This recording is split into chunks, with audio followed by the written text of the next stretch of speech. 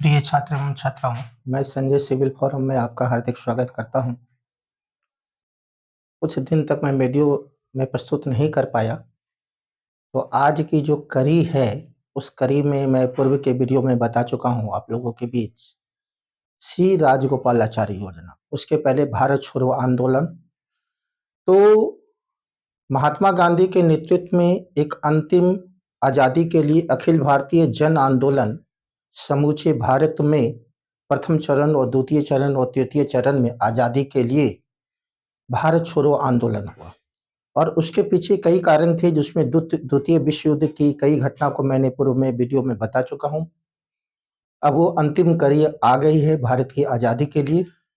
और द्वितीय विश्व युद्ध में ब्रिटेन की स्थिति नाजुक है। अब उसका दबदबा समूचे विश्व में नहीं रह गया और ब्रिटेन के जितने भी उपनिवेश थे वो अपने आप को स्वतंत्र करने की मांग आवाज की बुलंद कर दिए।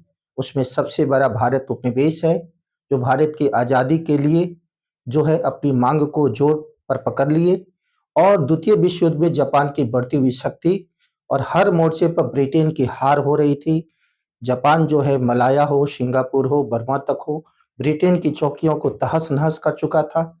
और यही स्थिति है कि भारत छोड़ो आंदोलन का एक कारण भी बना। अब दूसरी बात है कि सी राजगोपालाचारी योजना को मैं बता चुका हूं। भारत छोड़ो आंदोलन के बाद मैं बताया था सी राजगोपालाचारी योजना। सी राजगोपालाचारी योजना 10 जुलाई 1944। यह वीडियो में पूर्व में वीडियो में बता चुका हूं। इसके बाद है बेबेल योजना। बेबेल योजना 14 जून 1945 को। फिर बेबेल योजना के अनुसार शिमला समझौता, और वो शिमला समझौता 25 जून 1945 से लेकर 14 जुलाई 1945 को संपन्न हुई। इसके बाद कैबिनेट मिशन 14 मार्च 1946। इसके बाद माउंटबेटन योजना 3 जून 1947। इसके बाद भारत स्वतंत्रता अधिनियम, जिसके तहत आजादी मिली।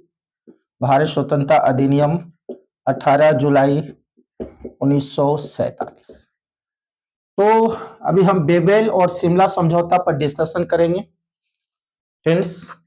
तो आप देख रहे हैं कि लॉर्ड लिलिंगथो के बाद 1936 से 1944 तक गवर्नर जनरल लॉर्ड लिलिंगथो हैं। उसके बाद बेबेल को भारत गवर्नर जनरल बनाकर भेजा गया। और उस समय का भारत का जो वातावरण है वो भारत में सांप्रदायिकता का वातावरण है। मुस्लिम लीग की तरफ से पाकिस्तान की मांग जोरों पर है। भारत के हर जगह स्थिति अशांत है। और वैसी स्थिति में जब स्थिति अशांत है, भारत पूरा असंतोष से गुजर रहा है समूचे भारत, वैसे स्थिति में बेबेल को भारत का गवर्नर जनरल बनाकर भेजा गया। और बेबेल ने 21 मार्च 1945 को ब्रिटेन के जो प्रधानमंत्री चर्चिल थे और भारत के जो सचिव एमरी थे उससे विचार विमर्श किया। कितने तारीख को विमर्श किया? बेबेल योजना पर डिस्कशन कर रहे हैं 14 जून 1945 को। 21 मार्च 1945 को बेबेल जो गवर्नर जनरल, नए गवर्नर जनरल बनाकर भारत आए हैं लिलिंगथो की जगह पर, उन्होंने 21 मार्च 1945 को ब्रिटेन के प्रधानमंत्री चर्चिल और भारत सचिव एमरी से ब्रिटेन में एक वार्तालाप किया और एक योजना को लेकर भारत आया। और वो योजना आया 25 जून 1945 को, 25 जून 1945 को, जिसे बेबेल योजना के नाम से जाना गया। तो बेबेल योजना के द्वारा भारत में जो व्याप्त असंतोष है उसको समाप्त करने के लिए कई योजना की कुछ जो है मुख्य बातें थी, जो इस प्रकार थी।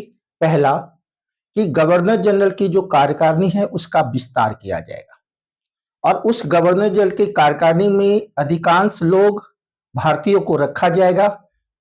दूसरा बिंदु, गवर्नर जनरल की जो कार्यकारिणी होगी उसमें रक्षा का दायित्व सिर्फ गवर्नर जनरल को होगा और बाकी जितने भी विभाग हैं वो भारतीयों को सौंप दिया जाएगा। तीसरा बिंदु, जो गवर्नर जनरल की कार्यकारिणी में भारतीय लोग होंगे वो हिंदू कांग्रेस होंगे, जो बड़े बड़े दल होंगे उसमें मुस्लिम लीग को भी हिंदू के बराबर का अधिकार मिलेगा। चौथा, जो गवर्नर जनरल की कार्यकारिणी परिषद है वो अंतरिम सरकार की तरह कार्य करेगी। और पांचवा बिंदु, जो गवर्नर जनरल हैं उसको वीटो देने का अधिकार गवर्नर जनरल के पास ही रखा गया। अब बात फ्रेंड्स यह ध्यान दीजिए, इस बेबल योजना के तहत जो है 25 जून 1945 को शिमला में एक सम्मेलन बुलाया गया जिसमें 21 राजनीतिक दल मौजूद हुए। उसमें जवाहरलाल नेहरू भी थे, मोहम्मद अली जिन्ना भी थे, अबुल कलाम आजाद भी थे, सरदार पटेल भी थे, मोहम्मद शफी भी थे, लेकिन महात्मा गांधी उसमें मौजूद नहीं थे। तो जो 25 जून 1945 को शिमला में सर्वदलीय सम्मेलन बुलाया गया उसमें 21 राजनीतिक दल भाग लिए, बेबल योजना के तहत बुलाई गई थी। इसके तहत गहन विचार विमर्श हुआ, सम्मेलन चला। अब इस सम्मेलन में मुस्लिम लीग ने आवाज उठाया कि जिस तरह हिंदू समूचे भारत का हिंदू नेतृत्व भारतीय राष्ट्रीय कांग्रेस कर रहा है उसी प्रकार समूचे भारत के जो मुसलमान हैं वो मुस्लिम लीग ही उसका नेतृत्व करेंगे, जिसमें कांग्रेस सहमत नहीं हुई और यह जो है असंतोष का वातावरण शिमला सम्मेलन में देखने को मिला। दूसरा बिंदु यह हुआ कि भीमराव अंबेडकर के द्वारा दलित के लिए एक अलग पृथक निर्वाचन की मांग को रखी गई, जिसके द्वारा इस मांग को भी नहीं माना गया और शिमला सम्मेलन असफल हो गया। फ्रेंड्स, तो मैं अभी दो बिंदु पर बोला हूं छोटे से वीडियो में, बेबल योजना और शिमला समझौता। इसके बाद मैं कैबिनेट मिशन को लेकर आऊंगा, कैबिनेट मिशन के बाद माउंटबेटन योजना और भारत स्वतंत्रता अधिनियम। तो यह मैं प्रस्तुत करने जा रहा हूं नेक्स्ट वीडियो में जो है। अभी आप बेबल योजना और शिमला समझौता को ध्यानपूर्वक वीडियो को देखिए, उसका भरपूर लाभ लीजिए और अपनी मंजिल के बहुत नजदीक आकर और सफलता को प्राप्त कीजिए। इसी के साथ मैं अपने वीडियो को और अपनी वाणी को यही समाप्त करता हूं। धन्यवाद।